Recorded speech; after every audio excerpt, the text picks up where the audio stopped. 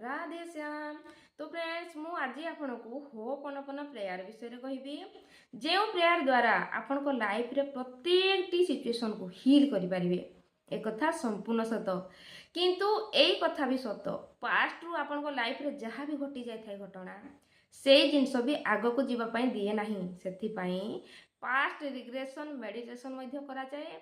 तो आपण निहाती पास्ट रे घटी जायथिबा घटना को होपनपन प्रेयर द्वारा हिल करनियंतु तो निश्चिंत भाव आपण को मन रे प्रत्येक अशांत विचलित मन शांत होबार लागिबो ओ मन सेते बेले आपण जहाँ लक्ष्य रखिबे से जगह को जीवाकू बहुत जोरे प्रस्तुत होबो। जेते बेले आपण को पास्ट रे थिबा सब कथा को आपण भूलिबारे लागिबे हिल करि नै जिबे। सेते बेले जदि भाबुचंती आज जाय मु एमिति करूची होउनी काहे ना पास्ट रो किछि कथा एमिति आपण को मन रे एबे भी रही जाईची से जिनस आगो को बढ़िबा को दे नाही।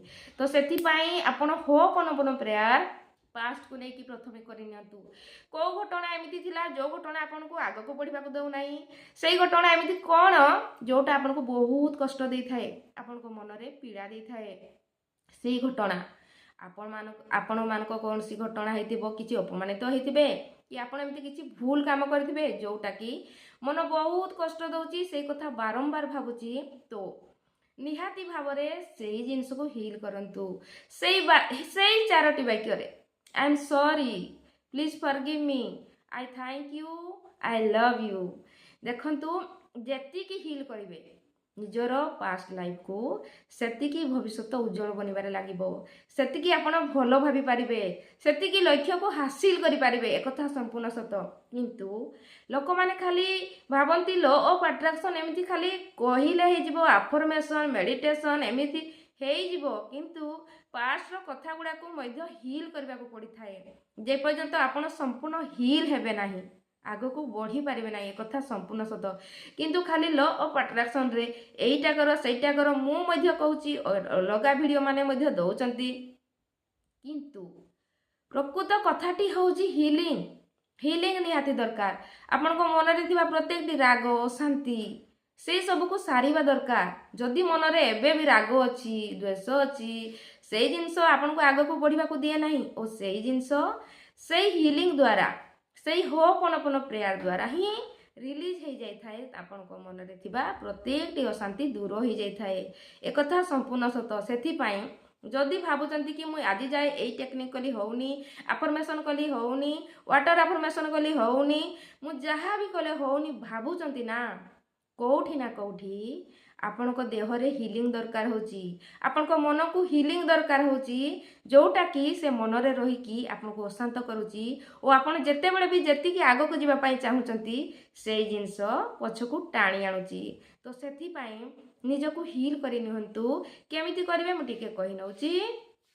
एमिति डीप ब्रीथिंग करिवे। देखंतु डीप ब्रीथिंग करला बेले आपण एमिति भी कहि पारिबे मोर सब सुख मो भीतर को जाउची। जेते बेले निश्वास नउचंती और जेते बेले पार्टी द्वारा आपण छाड़ीबा को प्रयास चेष्टा करिवे और कहिबे मो भीतर रो सब दुख बाहर को बाहरी आसुची सेमिति कहि पारिबे। ओ जेमिति भी हो 10-12 थर डीप ब्रीथिंग करिवे तापरे जाई कि कहिबे हे यूनिवर्स मो लाइफ रे बीती जाइतिबा घटना से घटनाटी कौन आपण जानिथिबे सेई सिचुएशन को आनिबे सेई घटना को फील करिवे और सेई जगह रे निज को स्वीकार करिवे डियर सिचुएशन मो लाइफ रे सेते बेले जहाँ भी सिचुएशन थिला सेति पई मु दाई मु स्वीकार करूची मु एमिति विचार रखिथिली एमिति भावना रखिथिली जहाँ द्वारा मो लाइफ को मु सबु बेले तळको खसे नउथली जोथिरे सफलता को देखि पारु नथिली।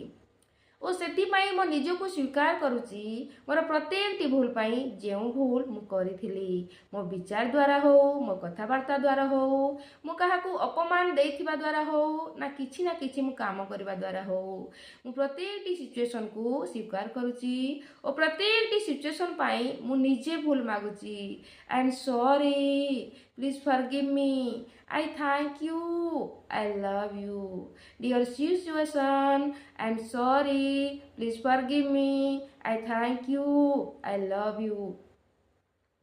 एमिति आपण एकाग्रता सहित 10 मिनिट करिवे देखिबे सिचुएशन जहाँ भी थिला सेई सिचुएशन धीरे धीरे हिल हेबाकू लागिबो सेई जिनस प्रति आपनको मनरे आ राग द्वेष रहिबो नाही ता छडा जेउ प्रति आपनको मनरे राग रहउची द्वेष रहउची सेई जिनस ही आपनको अटकई देउची सफलता को छुईबा आगरू विश्वास करंतु और बिलीव करके ए प्रे तथापि 21 डे करिवे 21 डे कला परे ताहा प्रति आपनको राग रहिबो नाही आपण संपूर्ण से सिचुएशन थारू हिल हेई जिवे और सेई जगह रे किछि नुआ भाबी पारिबे नुआ लक्ष्य रखी पारिबे और सेई लक्ष्य प्रति ना जोर सोर रे काम करबा को इच्छा हबो और आपनको मन शक्ति बढ़िबारे लागिबो आपनको एकाग्रता बढ़िबारे लागिबो और आपण से लक्ष्य को शीघ्र हासिल करि पारिबे तो मते लागिला ए विषय आज पर्यंत मु भलरे कहि नथिले आपण को भाबिली ए भिडियोटी आज निहाती दरकार तो कहि नेले बेस्ट हेबो आपण को पई तो भिडियोटी यदि पसंद आसीची लाइक शेयर सब्सक्राइब करिवे ओ मु पुणी नेक्स्ट भिडियो रे आपण को पई कोन भलो हबो से विषय रे भिडियो नै कि आसीबी राधे श्याम अब सब का मंगल हो ब्लेसिंग ब्लेसिंग ब्लेसिंग।